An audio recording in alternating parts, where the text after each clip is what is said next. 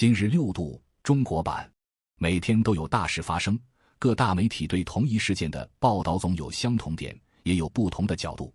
怎么迅速而不遗漏获得他们中的要点呢？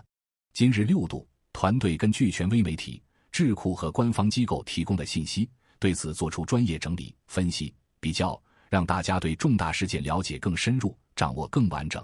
我们会不断升级今日6度的智能与专业性，欢迎大家收看。韩美峰会针对中国也有担忧。华盛顿邮报，韩国总统尹锡悦将于4月21日在白宫拜访美国总统拜登，他们之间的会晤将以经济问题和国际安全为中心。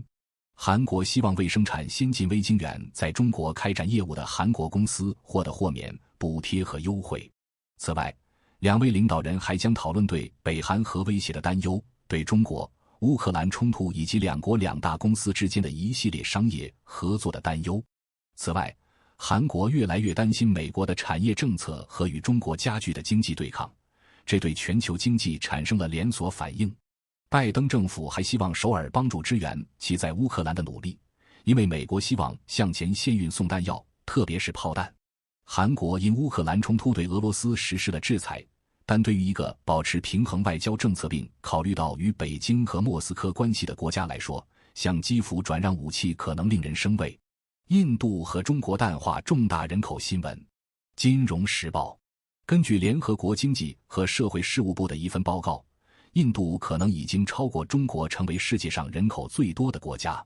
他认为两国的人口在4月份交叉，但需要印度提供更多细节。印度预计将有超过 14.28 亿人口，而中国将有14亿多人口。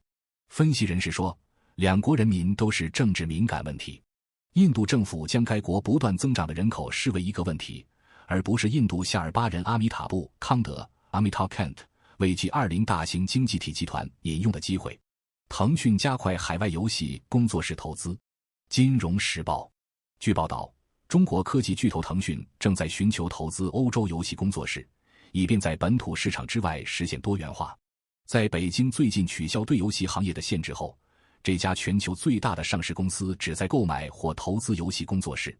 根据中国数据供应商 CHYXX 的数据，腾讯在2022年上半年占其国内市场在线游戏收入的 44%。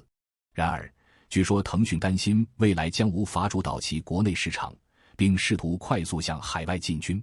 欧洲游戏工作室是腾讯的主要目标，尽管该公司仍未将投资海外游戏作为优先事项。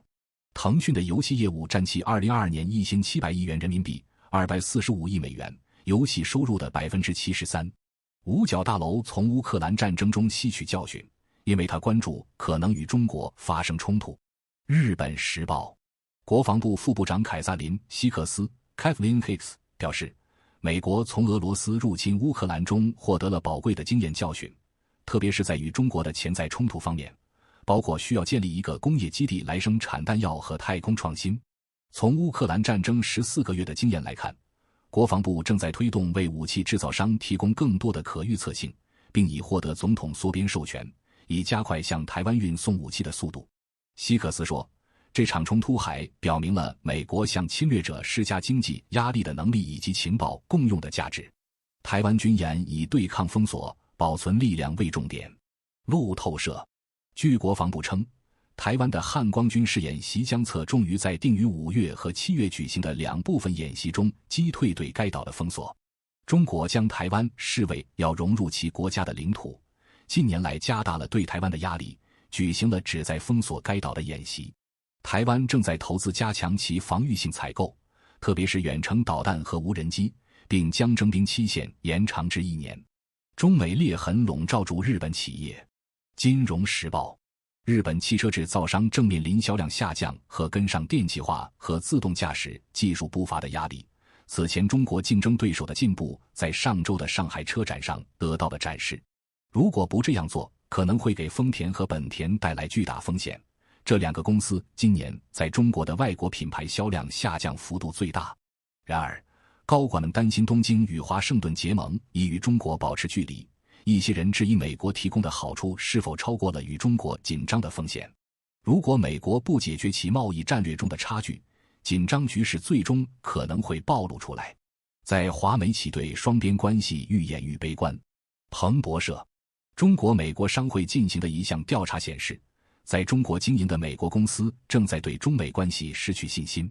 超过 87% 的受访者表示，他们之所以悲观，而上次调查中这一比例为 73%。缺乏外交进展正在影响企业跨境经营的能力。美国商会中国政策委员会主席莱斯特罗斯说，此外，贸易和经济问题与国家安全和执法问题日益交织在一起，给美国企业带来了麻烦。美国和菲律宾在争议水域附近的演习中向旧船开火。彭博社，美国和菲律宾进行了迄今为止最大规模的军事演习，随着与北京的紧张局势加剧，向南中国海一艘退役船只开火。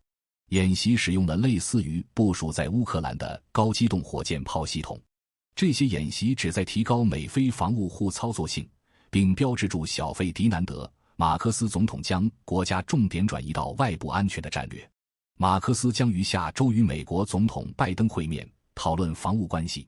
中国批评了该联盟，并于上个月在其沿海和南中国海海域举行了演习。谢谢大家收看今日六度中国版。更多及时的新闻，请看六度世界，3w.6度.world。